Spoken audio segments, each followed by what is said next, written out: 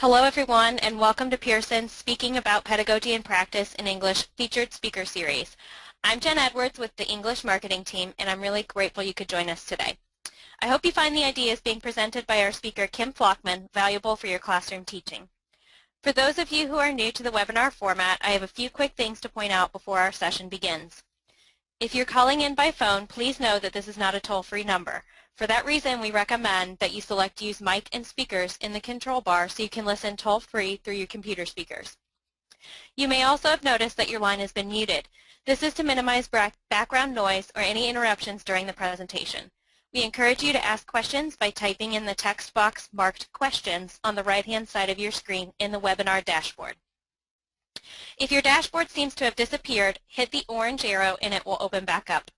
You can also send us questions at any point, and when the formal presentation is over, we'll be using the remaining time to pose as many of your questions as possible to Kim. Any questions we don't get to will be forwarded along with your email address to our speaker directly, so all questions will be answered one way or another. Please include your name and school at the beginning of your question. We'd also like to invite you to keep up with this conversation via Twitter. To do that, you can follow us at Pearson North AM using #PearsonLearn. Today's session is titled A Multimodal Approach to Writing and is being presented by Kim Flachmann. Kim teaches at the Cal State University Bakersfield, where she also administers the composition program, from basic writing through graduate teaching assistants. She was chosen Outstanding Professor at CSUB in 1998 through 99. She was also the Rhetorician of the Year for the Young Rhetoricians Conference in 2007 and was the recipient of the California Association of Teachers of English Excellence in Teaching Award in 2009. She has published numerous articles on rhetoric and American literature and has written 7 textbooks, among them a college reader, the Prose Reader, in its 11th edition, a series of books for developmental English called Mosaics, and Nexus, a rhetorical reader for writers, which combines traditional rhetorical modes with students' interest in technology. All right, Kim, it's time to turn it over to you. Are you ready to get started?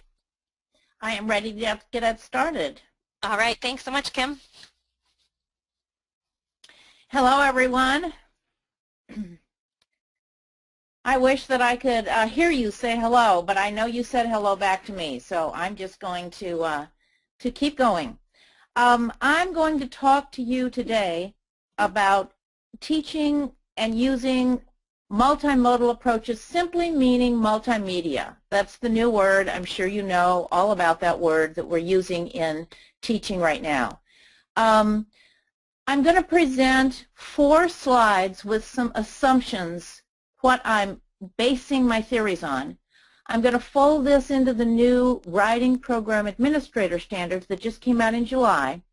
And then I'm going to show you 3 ways to accomplish what I'm talking about. So let me start with my premises first so you can decide whether this makes sense to you and whether we are on the same page.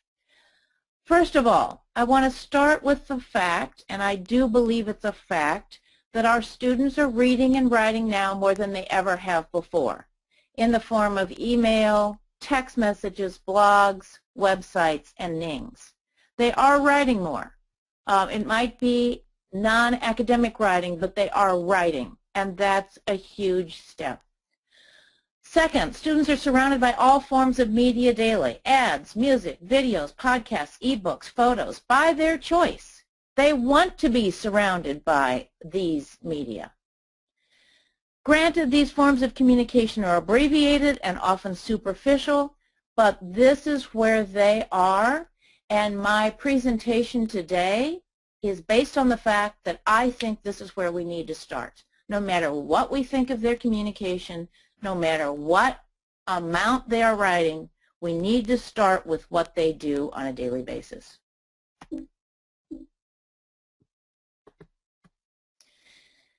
Readers and writers need to work together to make meaning.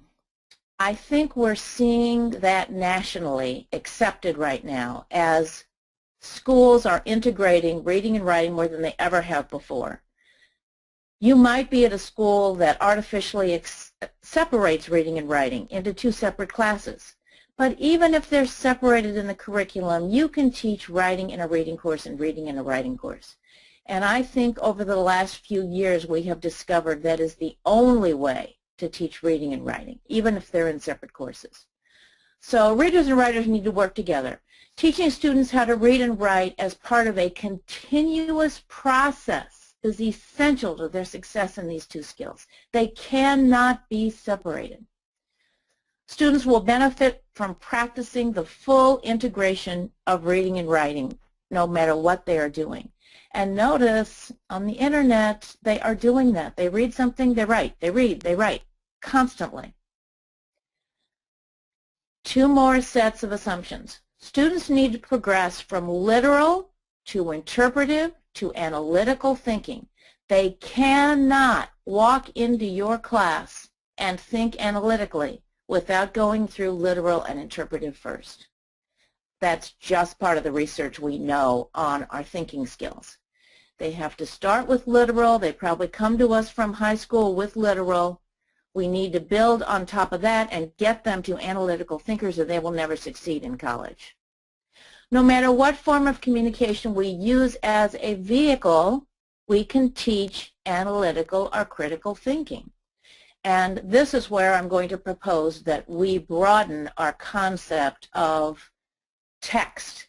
We can teach verbal text, visual text, graphics, lots of vehicles for teaching critical thinking.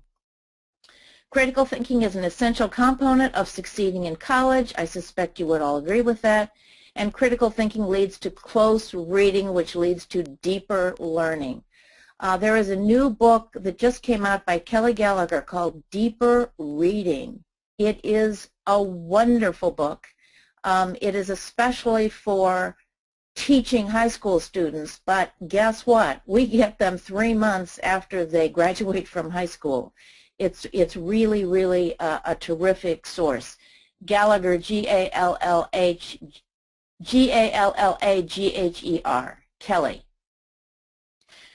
Be careful when you Google Kelly Gallagher, because a prostitute comes up first, and then the writer Kelly Gallagher, so be careful. I know, you're laughing right now. Active reading, and this is my last set of assumptions. Students learn best from participating as fully as possible in their reading and writing. We know that. We often can't figure out how to do it, but we know that. We remember 10% of what we hear, 20% of what we read, and 80% of what we say and do. This is why we naturally are gravitating to group work and helping them participate in what they are studying. So our students will learn most effectively if we actively involve them in the material. Active reading also promotes deeper learning. If you Google the new WPA standards, Writing Program Administration Standards, they were revised in July 2014. What I want to show you on this slide is the outcomes came out in the same categories they've always presented. Rhetorical knowledge, critical thinking, reading and composing, look at all that in one category, processes, and knowledge and conventions. The main change they made in July is saying you can produce all of these outcomes with multiple genres and multiple modes. And that's the source of my presentation today. I'm addressing these new standards. That's where the students are. And if we don't recognize that and welcome them in through what they are already reading, I think we're missing a real bet. So I'm going to show you 3 ways to do that and keep our traditional approaches to the students as we let them introduce technology into the classroom. So I'm going to show you each of these vehicles for teaching the outcomes with traditional apparatus like we would have in any traditional reader, technological sources added, and multimodal assignments. There are going to be these 3 pieces for the 3 texts, visual and verbal, that I'm going to show you. First of all, I would start any teaching with pre-reading. Now these are the slides I'm not going to read you. I'm just going to leave these up so you can see how traditional these are. You bring the students in. If you're going to talk about social networking, which is where I'm headed, you bring them in with some questions about friends and social networking and how do you socialize and how do you think. They don't know that they're going to read. They're just preparing. I think we all do that to some extent. I would then add something traditional like an author biography to set the rhetorical context of the reading. There's no hint yet that I'm going to be cutting edge with technology.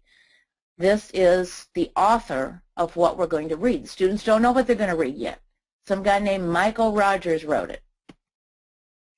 Now here's the essay, and I actually teach this essay. This is in a book of mine called Nexus that does integrate technology and verbal text. If you want to go to the text, it's right there for you. You can choose that URL and flip to it. And to save paper, there's no harm in putting that up on a screen, reading it out loud. It's a very short essay on what evolutionary psychology says about social networking.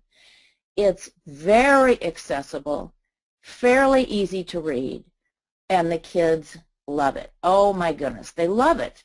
They think they're at home reading something on the internet. But I don't sidestep vocabulary. In this essay, there are some difficult words. We talk about them. I put them up on the screen. They're in the book. But I just supply definitions that they can go back to, talk about. I may or may not do an exercise with this, but this is something I need to teach in my classes. We're in a farm community, and I have very, very low-level students coming in. Then, after vocabulary, look at the title of this slide, Literal and Interpretive Questions. I am starting at, do you understand what's happening in this essay? Tell me who wrote it. Tell me what the main narrator said. Tell me the main idea. List some details. Then, analytical questions. And that's what I said on the slide at the beginning. They have to go through literal to interpretation, reading between the lines, to analytical questions to survive in college. I don't know a better place to learn that than in English. Analytical questions are those focusing on why. Okay, you just told me what happened, students. Why do you think that happened? Why was this the result? Why did this come out of that behavior? Now here's where they really get to have fun. The rhetorical questions make a huge nod to the WPA outcomes. This asks the students, is this effective? Do you like that? The rhetorical setting is the context of the essay. How does it work? Do you think this will reach the audience? Do you think this will accomplish the purpose of the author? If we don't ask these questions again, I think we're missing a huge, huge part of the reading process. So I just want to leave these up for a second because I want you to read these and see how they do. Flip back into the essay, circle back, and ask, how does this work?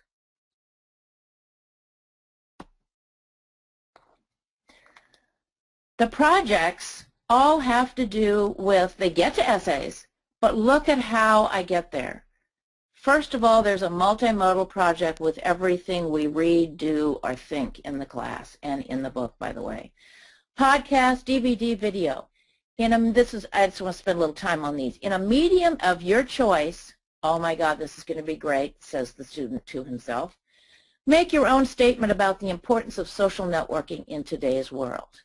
Well, they all have videos on their cameras. They can make a statement in any mode that you permit. You don't have to assign that. These are choices. Website. Design a fictitious website that explains the most important aspects of human communication and why, analytical question, they are important. So I'm getting the thinking done in a mode that might be a little more fun for them to start the class with. Blog Wiki Ning. Start a blog, wiki, or Ning conversation about how social networking helps us learn why we are the creatures we are today.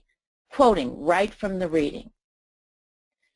Then write your own commentary on the reasoning behind the thread of responses that occurred. So there's Multimodal, the website, an essay question, and a research assignment every time we do something multimodal in my class. Now here's a research project. They get to design a research question of their own if they are ready for that. And we try to get them there by the end of a 10-week class for us. And then I supply them with the sources. So there's a website and a very, very good academic article. These are all vetted. And then an audio video, YouTube. That's their research. How much fun is that?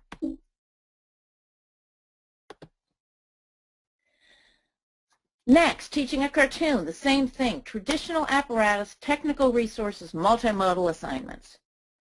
Pre-reading, pull them in.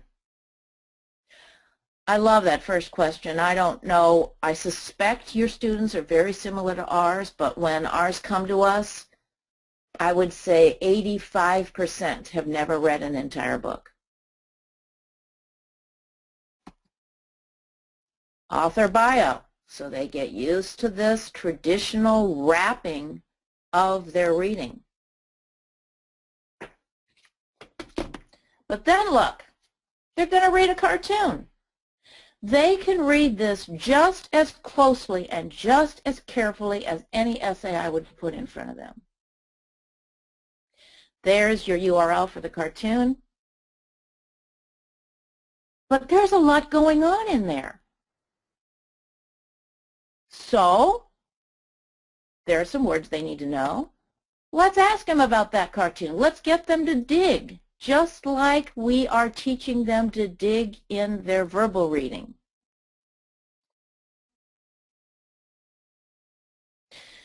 I'm especially interested in teaching rhetorical modes like cause, effect, division, classification as ways of thinking.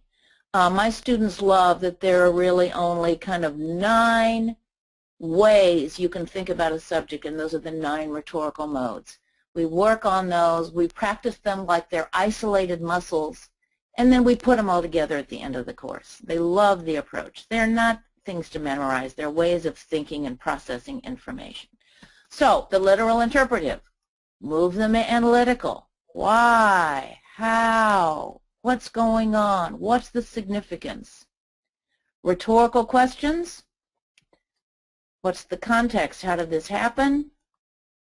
And then different projects again. And again, I want to show you what I lead them to this time. Script.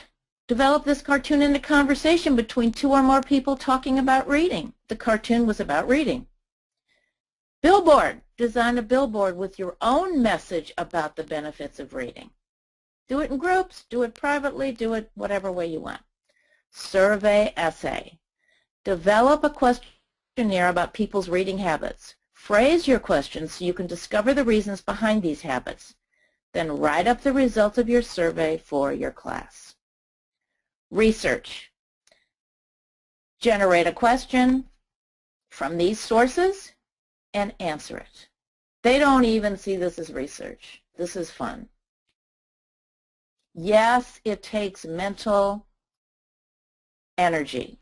Yes, they have to understand things literal, interpretive, and analytical, but they are enjoying it.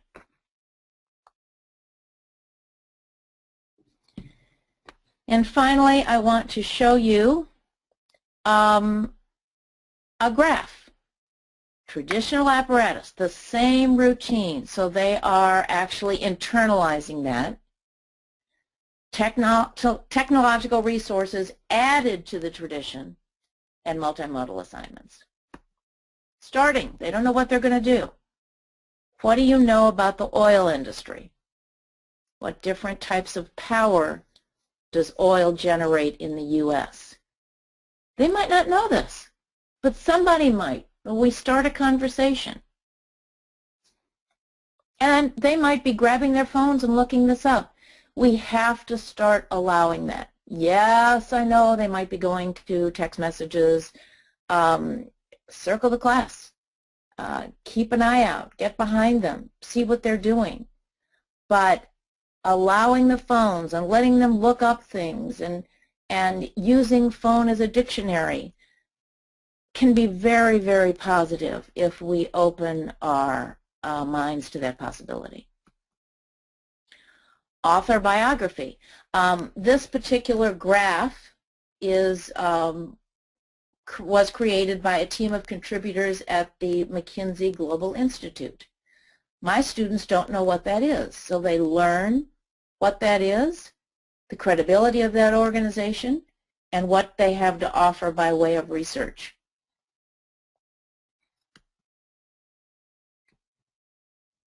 And here's the reading.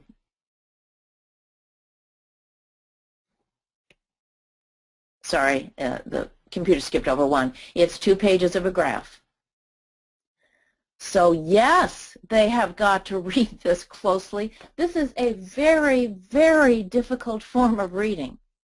And it seems like it falls on us to teach this. We should be teaching all kinds of reading. But the apparatus, the beginning, middle, and end of how we teach that and what we wrap around these reading assignments should not change, and the level should not change.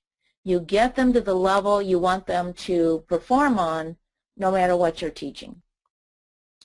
So one, they've got to follow one, they've got to read, they've got to figure out this graph. 2,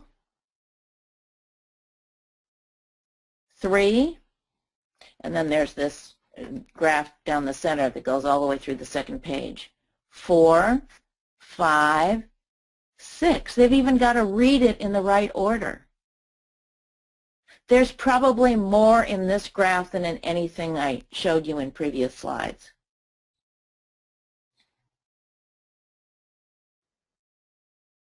I'll go back again.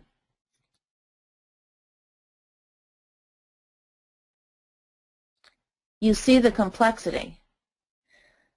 I don't know if you know much about the new Common Core state standards in the high schools where students are coming from now and what we are going to receive as a gift from the high schools. The big keywords are rigor and complexity. The rigor of the reading is going up. They're going to have to write in all subjects, and they are reading much, much, much more complex material. And this is complex. They need to learn how to read this.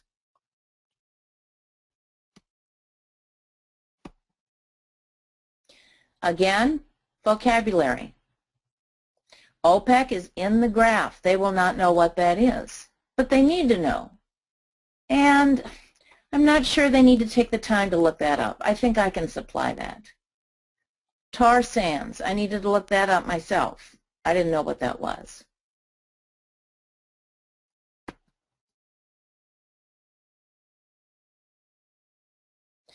Literal interpretive questions. This series of graphs tells a very complex story about the oil industry. Explain graphs 1 through 5 in your own words. Oh my goodness, we're teaching them summary without saying, okay, you just read whatever you read, summarize it, please, and turn it in. Look at the difference here. Just want to give you some time to read these questions without reading them to you.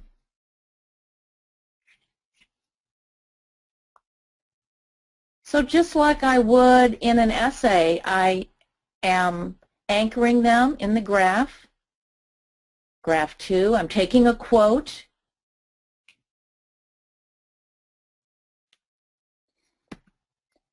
Pulling them to a higher level of thinking with analytical questions, the same thing they get for all their reading for this graph.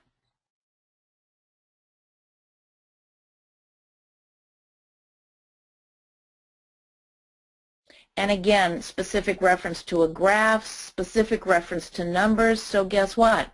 They've got to go back to the source, reread, find the quote, answer the question. How? Why? What?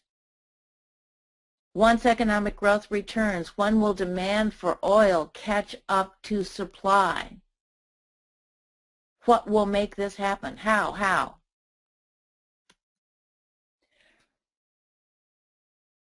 Rhetorical questions, and this lets them evaluate the effect of the delivery system.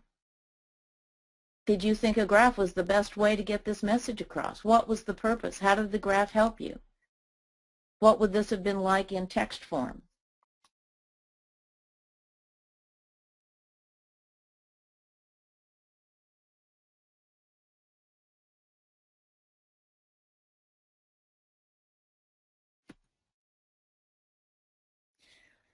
And the projects again, blog, wiki, or Ning. Find more information about world oil production and enter an existing internet conversation about oil. Exchange at least 5 posts with others on the site. Print your conversation for class discussion. So that would be something that you want to bring into class.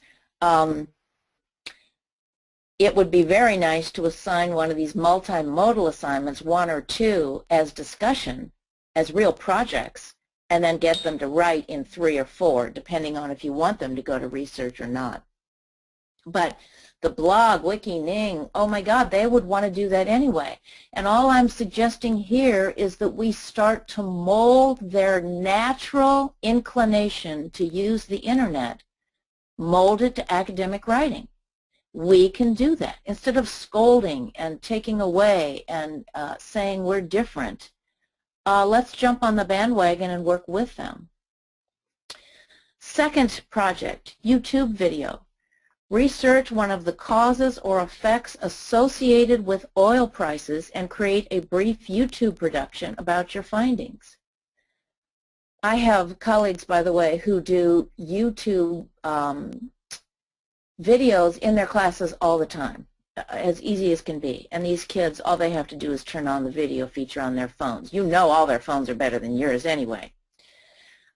Make your video, make sure your video shows a clear relationship between one specific market variable and the current price of oil.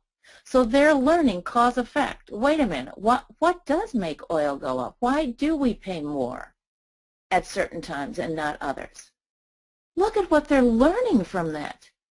Going out using a vehicle, the internet, that they want to get their hands on anyway.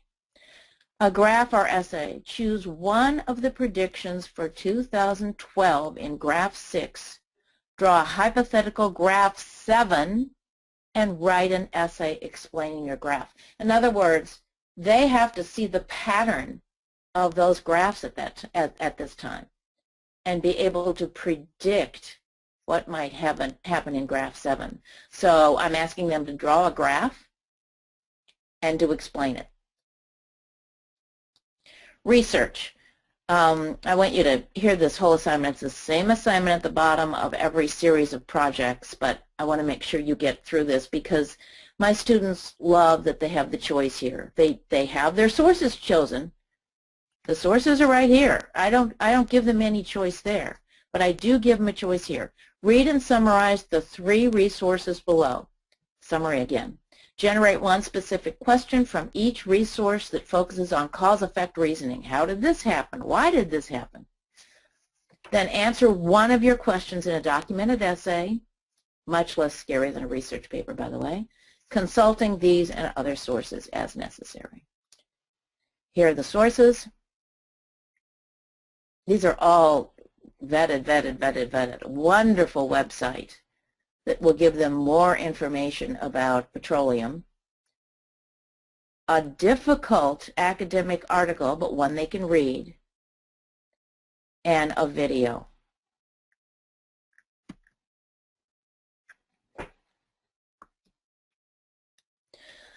So, A multimodal approach to writing starts with the student's interests. That's my belief. The success I have had with this is absolutely, it was unexpected, and now I'm just riding the wave. When I come to them and start with where they are technologically, instead of starting my class by saying, put your phone away, and if you put it out, it's minus 10 points. If I start where they are, we are really partners. We are working together to improve their communication skills, accomplish our course goals, and improve all of their grades across the curriculum. And once they know that I start the class there, almost with their phones out working with them, it's a whole different aura in class. Multimodal approach, the second item, teaches students close reading of both visuals and texts.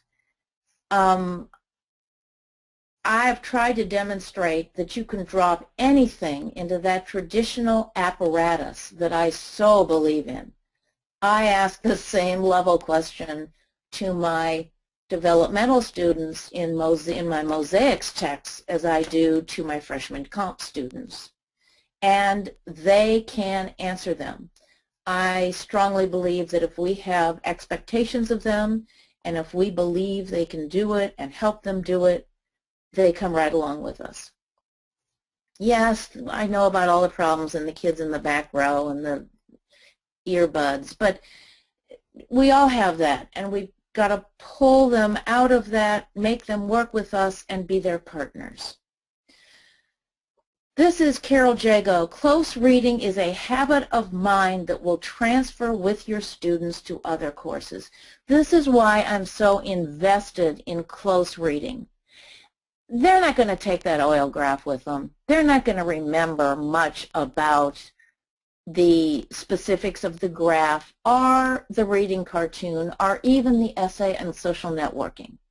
But they will remember the skill of close reading and the questions on rhetorical effect and context are what build a bridge to their writing. They have got to build that bridge.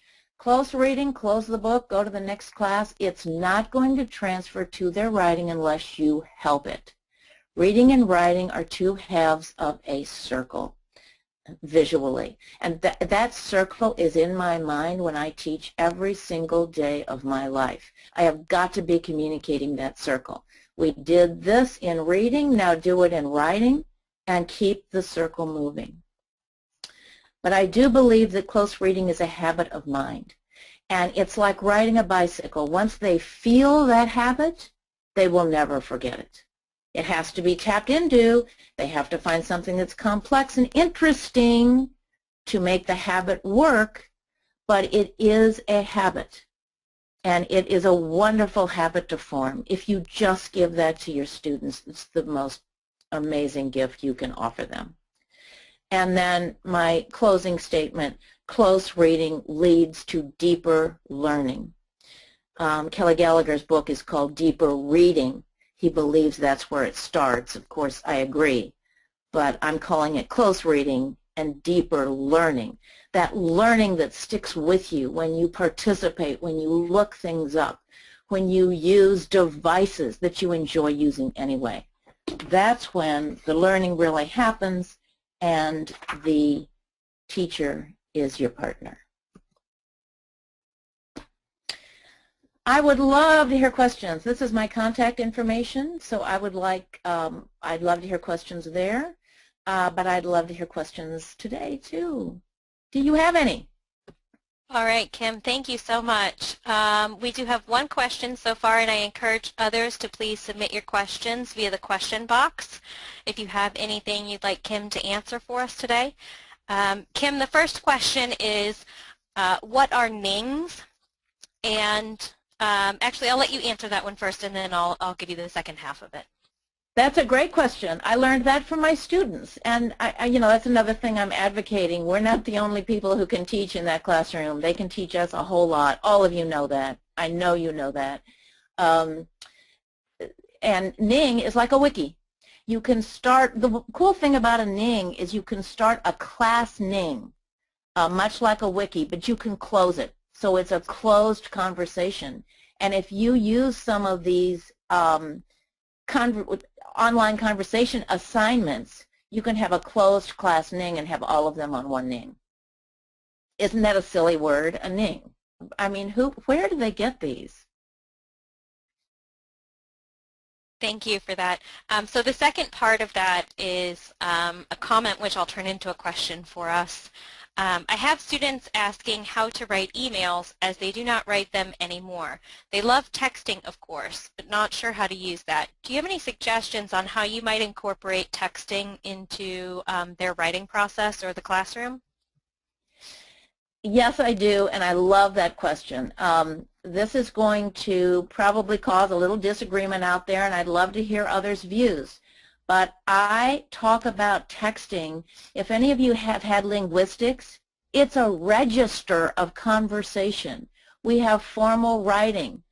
We try to take out I and contractions. We have informal writing that is much more acceptable these days in composition. It includes I and contractions, and it's the way we talk, but not colloquial and not slang. Then there's slang, very informal writing. There are emails, and there are text messages. I used to be an advocate of saying, oh, come on, you know, put all your commas in your text. And then I got going faster and faster, and I don't always punctuate all my text messages. And lo and behold, I work a lot with our high school district here, and I got a text message from a big mucky muck in the district office with the letter R, the letter U, and the word available. And I said, okay, I can let my guard down if this huge administrator can write me like this. So I now teach it as a form of expression that has its own register. Teaching students how to write emails is much more important because they take some of the text messaging and put it over in emails with the small i's and the no periods, and it is not acceptable for some audiences. Now, if you're writing your best friend and you want to say letter R, letter U available in an email, go ahead. But if you're writing your professor, no, no, no. That professor's also grading you. So that's a separate register. Emails is a register and text messages is a register. All right, thank you for answering that one. We have a few more questions. The next one is, I love the method you use of supplying the sources. Do you also move them to find their own sources with some projects? Yes, in more traditional, at the end of the course, we have one larger research assignment. So I'm prepping them, we're a 10-week quarter, so I'm prepping them with supplying sources to do their own paper at the end. We only do it once. I mean, 10 weeks, most of you are probably semesters. 10 weeks isn't much. I learn their names and the course is over. But we do have them, that is part of their training. They do find their own sources at the end. For a developmental class, I teach both developmental and freshmen, we are accepting just about anything, not Wikipedia, you know, they learn all that reliable and valid, but they can use internet sources, and as they go to freshman comp, we vet those sources a little closer. But yes, they have to learn how to find their own. Thank you for that question. That's a good question. All right, and one last question. Do you assign a full-length novel in any of your developmental classes? And are there any novels you discovered that interest students? I love that question. We have really wrestled with this. I am from, as you can see from the contact information, I'm from California. We have a huge, huge high school project going here.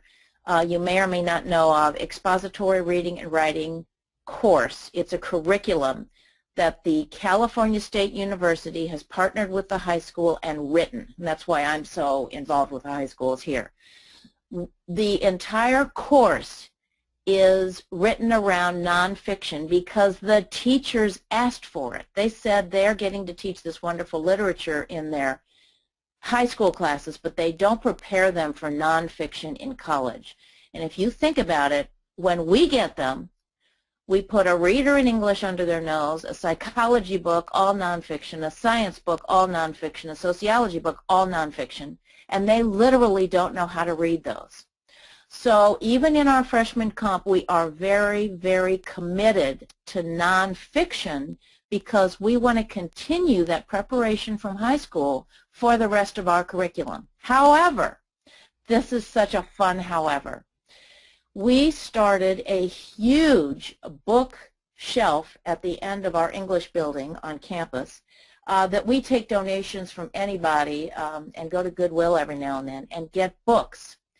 And we have borrowed from the high schools their sustained silent reading project, which most of them do in their English classes. They call it SSR, and they commit anywhere from 10 to 20 minutes to sustained silent reading at the beginning of every English class and at some high schools across the curriculum to show the commitment to reading. We have adopted that also to show that there's reason to pay attention in high school. We do some of the same things in college. We've adopted that, and we use, it's up to the instructor, but they have to do it in their English classes, 10 to 20 minutes of reading a book of their choice. And on those shelves are tons of novels. We then, in our developmental courses, teach one reading skill a week with whatever they've chosen to read.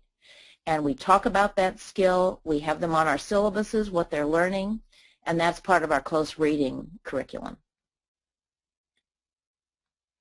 All right. One more question came in, Kim.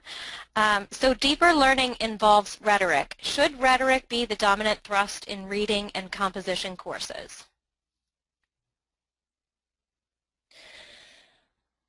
I'd love to know how that person's using rhetoric. In Aristotle's terms of the 9 rhetorical modes, that's just one way of teaching composition. There's thematic or rhetorical. I teach it rhetorically because I like to teach the kids, these are the ways you think.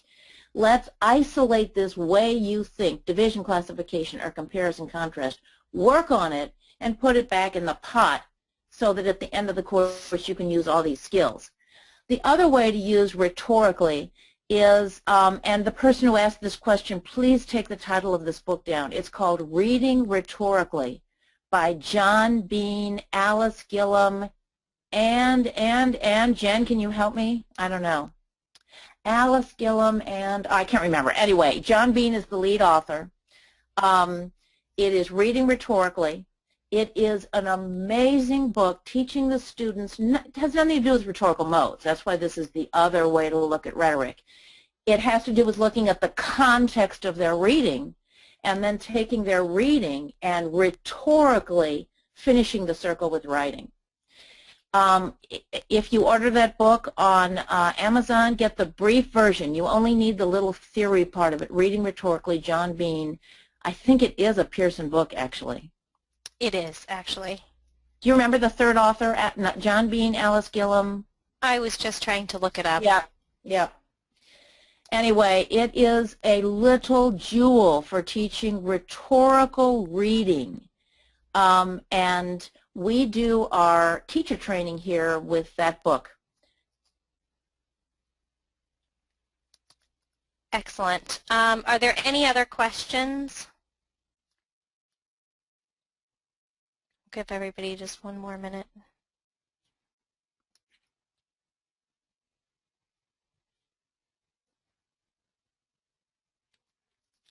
Kim, is there anything else you'd like to add before we end your session here today?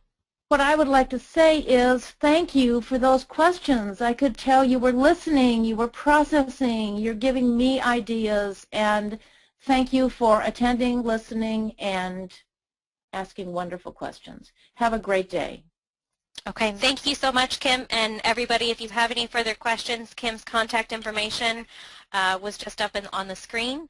We'll also post this session as well as any of the materials Kim would like to share on our English Pedagogy and Practice website probably sometime next week. And my contact information is up on the screen as well. If you have any further questions, please don't hesitate to reach out to me. We encourage you all to stay on for our next session that will begin at 2 p.m. And thank you again, Kim. We really appreciate it, especially given the power outage you experienced earlier today. Thanks, Jen. Glad to be here. Okay, thanks so much, Kim. Bye-bye.